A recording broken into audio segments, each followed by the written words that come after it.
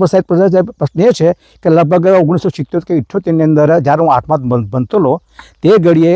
આ ખેતી અમારે અહીંયા ઉત્તર પ્રદેશ સ્કૂલ ચાલુ થઈ એટલે ખેતી સ્કૂલ એના માટે અમે મંડળ કંઈક કાગળ કર્યો છે કે આ બાળકો માટે આ જમીન જોઈએ છે એટલા લોકોએ જમીન પંચાયતની હતી અને પછી કલેક્ટરને અમે હુકમ ટપાલ લખી મંડળે અને પછી એક કલેક્ટરે હુકમ કર્યો છે અને લગભગ 15 થી 20 વીઘા જેવી જમીન છે આ અંદાજિત અને બાળકોના પ્રાયોગિક માટે જમીન આપેલી છે પણ આજ લગી લોકોએ ખેડૂતોના પ્રાયોગિક વિદ્યાર્થીઓના પ્રાયોગિક માટે ઉપયોગ કર્યો નથી અને દેશી બહાર ઉગાડે છે અને એમને ગેરરીતિ કરી અને બાવળનું વેચાણ કરેલું છે એમને. સામાન્ય કેટલા બાવળનું વેચાણ કરેલું હશે, કેટલી ટ્રોલી? અંદર સાહેબ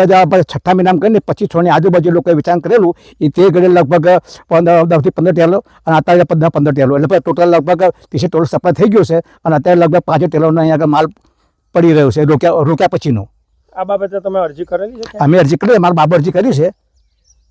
અમે બધે કલેક્ટરને અરજી કરી છે, પ્રાંતને કરી છે, મામલતદારને કરી છે, ટીડીઓને કરી છે, ફોરેસ્ટરને કરી છે અને પછી પીએસઆઈને પીએસઆઈ 2 નકલો આપી છે અમે અને પછી શિક્ષણ વિભાગને કરી છે નડિયાદ કે ભાઈ આનું શું છે એમ. આરટીઆઈ થ્રુ માહિતી આપે? હા, આરટીઆઈમાંથી અમે મંડળ જોડે માગી, પ્રમુખ જોડે માહિતી માગી છે અને પ્રિન્સિપાલ જોડે માગી છે કે ભાઈ આનો સર્વે નંબર કયો છે, જૂનો સર્વે નંબર કયો છે, કેટલા સભ્યો છે, સભ્યોના ફોન નંબર આપો, બરાબર છે. અને પછી તમે આટ લગી તમે એ કર્યું, તમે જાહેર રજિસ્ટર નિભાવ્યું છે, જાહેર રજિસ્ટર એ પણ એ બધી માહિતી માગી છે અને તમે અને પ્રમુખ જોડે એ માહિતી માગી છે કે તમે ઠરાવ કર્યા હોય તો અમે ઠરાવની નકલ બતાવો અને જો તમે પૈસા જમા કર્યા હોય તો અમને પહોંચ બતાવો.